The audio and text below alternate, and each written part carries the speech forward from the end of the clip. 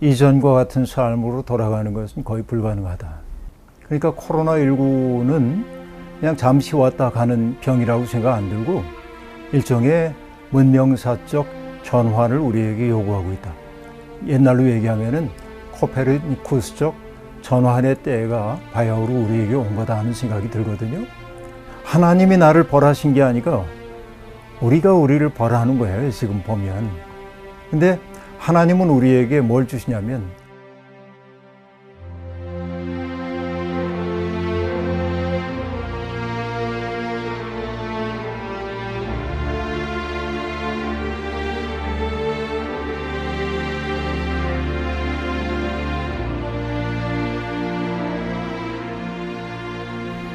그 어려운 질문이죠.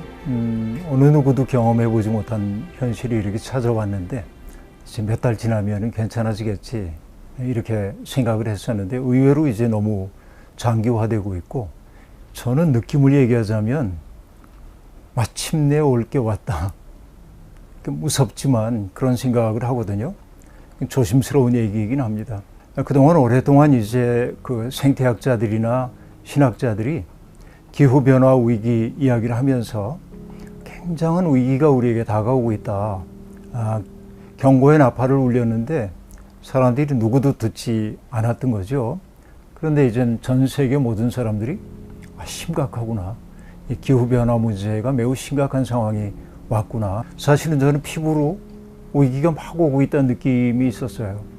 우리가 물리학에서 임계점이라고 하는 게 있잖아요. 뭐 기체와 고체 상태 공존하고 있고 딱 넘어가는 상태, 뭐 그걸 크리티컬 포인트라고 얘기하기도 하는데, 혹은 요즘 용어로 얘기하자면 티핑 포인트, 뭔가 결정적인 전환의 때가 마침내 온 거죠. 근데 사람들은 그동안 설마 그런 때가 오겠어? 이렇게 생각했는데 확 와버린 거예요, 이런 시절이. 그러니까 코로나19는 그냥 잠시 왔다 가는 병이라고 생각 안 들고 일종의 문명사적 전환을 우리에게 요구하고 있다. 옛날로 얘기하면은 코페르니쿠스적 전환의 때가 바야흐로 우리에게 온 거다 하는 생각이 들거든요.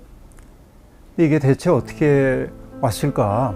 공감의 시대를 썼던 제레미 리프킨이 1990년대까지만 해도 인간이 지구상에서 차지하고 있던 땅이 14%래요. 근데 2000년이 되었을 때 인간이 거주하거나 사용하고 있는 땅이 77%였답니다. 다시 얘기하면 동물들이 차지하고 있었던 그 공간을 인간이 다 차지하게 된 거죠. 그러니까 오랫동안 동물 세계 속에 머물러 있었던 박테리아나 바이러스나 이런 것들이 자신들도 살아야 되니까 누구에게 옮겨가면 좋을까 생각해 보면 인간이 압도적으로 많거든요. 인간 세계로 넘어온 것이 코로나19다. 이렇게 많은 사람들이 얘기하고 있습니다. 그런 의미에서 보자고 한다면은 코로나19는 지구가 자기를 지키기 위해 만든 백신이라고 말하는 사람도 있는데, 그 말도 어떻게 보면 일리 있는 말처럼 들리기도 하거든요. 그래서 이것은 이제 우리가 함께 살아야 하고,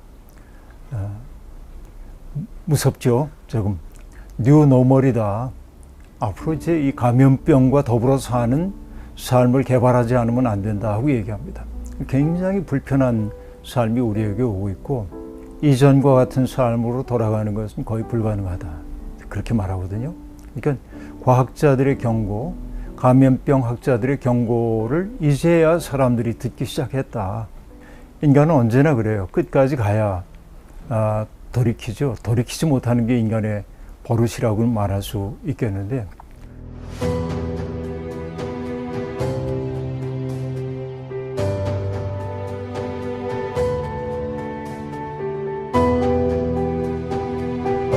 주의해야 할 게 하나 있습니다.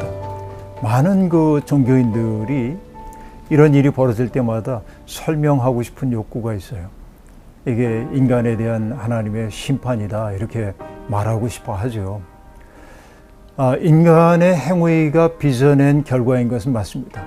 그러나 그것을 하나님이 인간을 치시는 하나의 징벌의 도구라고 막바로 치환해버리는 것은 인간의 그 죄성, 이런 것들을 강조하는 데는 도움이 되는지 모르겠지만 이 현실을 해결해 가는 데는 별로 도움이 안 된다 생각이 들어요. 왜냐하면 지구를 이 지경으로 만든 것 책임이 없는 사람은 없겠지만 주로 이런 세상을 만들어낸 사람들이 과한 소비를 하고 과도하게 편리함을 추구했던 사람들이지, 정말 경계선상에서 허덕이고 있는 사람들은 그런 인간의 자유로운 경제 질서, 경제 환경의 피해자라고 얘기해야 되거든요. 그런데 그들까지도 싸잡아서 하나님의 심판이 그들을 치고 있다고 얘기하는 것은 공정한 태도는 아닐는지 모른다 하는 생각이 들고요. 그러나 하여튼 인간의 위대함이 있다고 한다면 위기의 시기에 인간이 자기를 성찰하고 자기 문명의 본질이 뭔가를 돌아볼 수 있는 능력이 있다는 것이죠. 저는 종종 생각해 보는데요. 이스라엘 역사의 가장 어두웠던 시간을 얘기하라고 한다면 바벨론 포로 생활을 하고 있던 때로 보여요.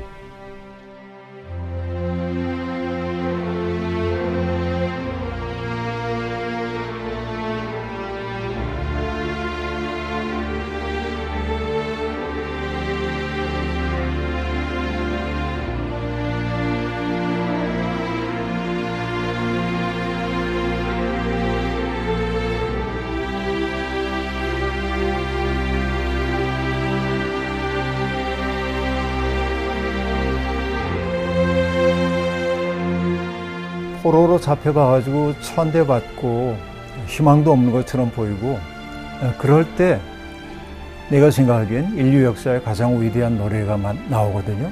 그게 뭐냐면 고난받는 종의 노래예요. 그가 찔림은 우리의 죄악을 인하며 라고 하는 그 고난받는 종의 노래가 등장하고 있는데, 그게 아주 깊은 인생의 숭고함을 보여주는 대목들이거든요. 따지고 보면 평안했던데 큰 정신이 나오질 않습니다. 위기의 시기에 큰 정신이 나오죠. 아시아사를 보더라도 춘추 전국시대에 그 위대했던 현인들이 다 등장한단 말이에요. 또 로마가 세계를 지배하고 있었던 그 아주 어려웠던 시기에 예수 그리스도가 등장한다든지, 2차 세계대전에 아주 고통스러웠던 그런 순간에 위대한 작가들이 등장하기도 하고, 그러니까 인간의 위대함은 자기를 돌아보고 성찰하는 데 있다, 이렇게 본다면 지금의 코로나19는 그동안 우리가 살아왔던 삶의 모습을 돌아보고 앞으로 어떤 방식으로 살아야 하는지를 가늠해 볼 수 있는 좋은 기회라는 생각이 들어요. 제가 군 생활을 하고 있을 때 훈련을 받잖아요. 그 훈련 가운데 어떤 게 있냐면 야간 침투 훈련을 하게 되는데 조명탄이 탁 올라와요. 그럼 적진이 쏘아올린 조명탄이면 내가 발각되기 쉽잖아요. 딱 엎드려야 돼.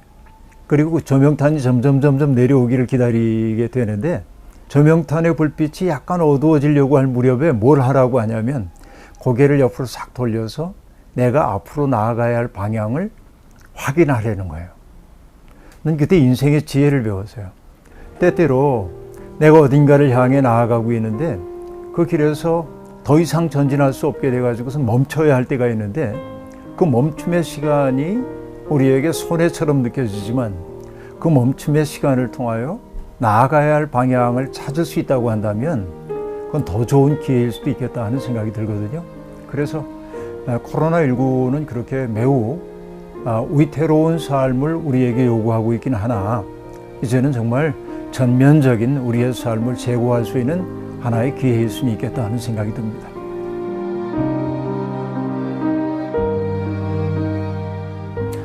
저는 이게 양자택일의 문제는 아니라고 보고 두 가지가 함께 가는 수밖에 없겠다는 생각이 드는데, 예를 들어서 감염에 취약한 사람들이 굳이 대면 예배를 고집할 필요는 지금은 없겠다 하는 생각.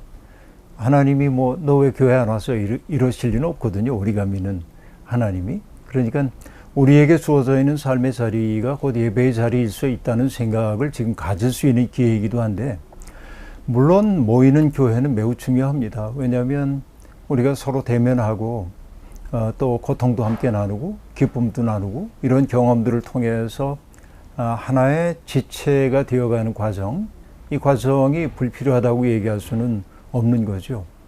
근데 지금 그럴 수 없다고 할 때 우리가 모여야 되냐 모이지 말아야 되냐 이렇게 하지 말고 저는 이런 생각을 가져봐요. 바벨론의 포로로 잡혀갔던 사람 가운데 다니엘이 있잖아요. 다니엘은 왕의 지엄한 명령에도 불구하고 예루살렘으로 난 창문 앞에 엎드려서 하루에 3번씩 기도하거든요. 근데 이게 굉장히 인상적이에요. 그러니까 성전으로부터 멀어졌어요. 갈 수 없어요. 그 형편이죠. 자기에게 주어져 있는 삶의 형편이죠. 근데 다니엘은 예루살렘을 향해 난 창문 앞에 엎드려서 기도를 했어요. 그건 뭐냐면 예루살렘 성전에서 사랑하는 성도들과 함께 예배드렸던 그 기억을 회상하면서 자기의 정체성을 지켜가는 것이죠. 공간적으로는 떨어져 있을는지 몰라도 정신적으로 영적으로는 이어져 있음의 상징이 다니엘의 기도라는 생각이 들어요. 그런 의미에서 보자고 한다면은 대면하는 예배를 우리가 드릴 수 있는 기회가 된다면은 기꺼이 우리가 함께 모여야 하지만 그러나 아이들이라든지 노인이라든지 이런 여러 가지 우려가 있는 분들이 굳이 대면 예배를 고집해야 할 이유는 없겠다 하는 생각이 들고 아까도 제가 얘기를 했습니다마는 성전이 무너졌을 때 이 성전이라는 게 자기들의 신앙의 중심이었었는데 그러면 예배 드릴 수 없나? 그때 예언자들이 등장해서 뭐냐면 하나님의 말씀이 우리의 가슴 속에 들어와서 나를 인도하는 빛이 되도록 한 거죠. 내면의 종교가 등장하게 된 것이죠. 그런 의미에서 보자고 한다면 그동안은 우리가 건물 중심의 신앙생활을 여기며 살았다고 한다면 오히려 지금이야말로 정말 내 마음속에 하나님의 말씀이 들어와서 빛이 되고 내 삶을 인도하는 삶을 산다면 비대면하는 예배라 할지라도 거룩한 예배, 삶으로 드리는 예배일 수 있겠다 하는 생각이 듭니다.